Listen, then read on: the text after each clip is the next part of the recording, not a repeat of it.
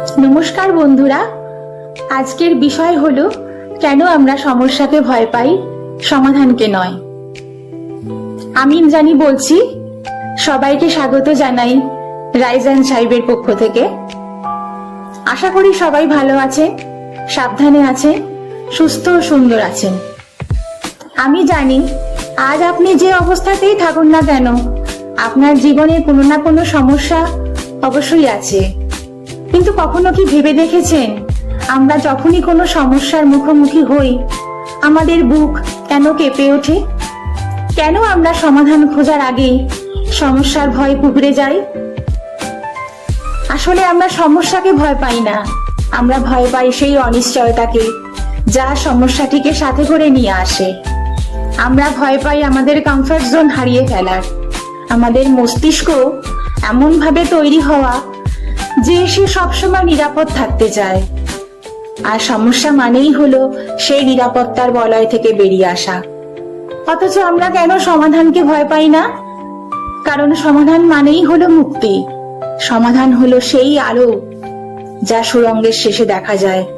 কিন্তু সমস্যা হলো সেই অন্ধকার সুড়ঙ্গটি যেখানে আছে পরিবর্তনের ভয়। সমস্যা মানেই হলো পরিবর্তন, আর মানুষ তো জন্মগতভাবেই পরিবর্তনকে ভয় পায়, তাই না?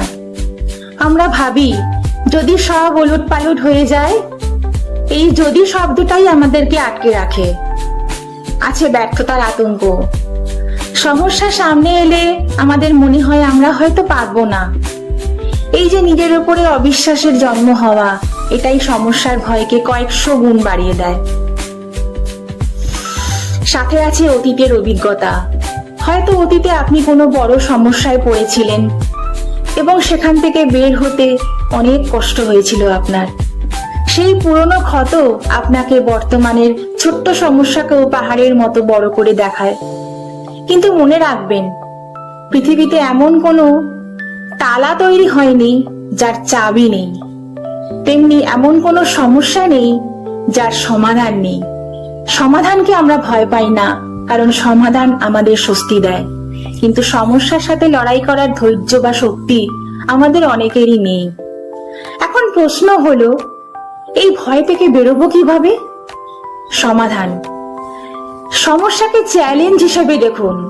যখনই আপনি কোনো কিছুকে সমস্যা বলবেন, তখনই আপনার মস্তিষ্ক নেতিবাচক প্রতিক্রিয়া দেবে।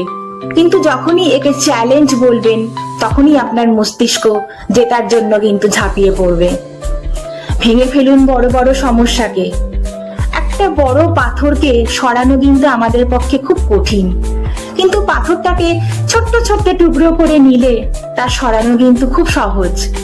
আপনার সমস্যাটিকেও ছোট ছোট টুকরো করে ফেলুন না, ফোকাসকে শিফট করুন। সমস্যার উপরে ফোকাস করলে কেবল সমস্যাই বাড়বে, কিন্তু সমাধানের উপরে ফোকাস করলে আপনি সমস্যার সমাধানের পথ খুঁজে পাবেন। মনে রাখবেন, ঘর্ষণ ছাড়া যেমন হীরা উজ্জ্বল হয় না, তেমনি সমস্যা ছাড়া মানুষের কিন্তু ব্যক্তিত্বের বিকাশ ঘটে না। মনে রাখবেন, আজকের সমস্যাটি আপনার আগামীকালের অভিজ্ঞতার গল্প। তাই সমস্যাকে ভয় নয়, বরং দুহাত বাড়িয়ে আলিঙ্গন করুন, কারণ এই সমস্যার ওপারেই লুকিয়ে আছে আপনার সাফল্যের চাবিকাঠি। ভালো থাকুন, তবে সুস্থ থাকুন, আর সবসময় মনে রাখবেন, আপনার জীবনের নিয়ন্ত্রণ কিন্তু আপনারই হাতে। ভিডিওটি ভালো লাগলে লাইক, কমেন্ট, শেয়ার এবং সাবস্ক্রাইব করে পাশে থাকতে ভুলবেন না কিন্তু। ততক্ষণ পর্যন্ত রাইজ অ্যান্ড সাইবের সাথে জুড়ে থাকুন। নমস্কার।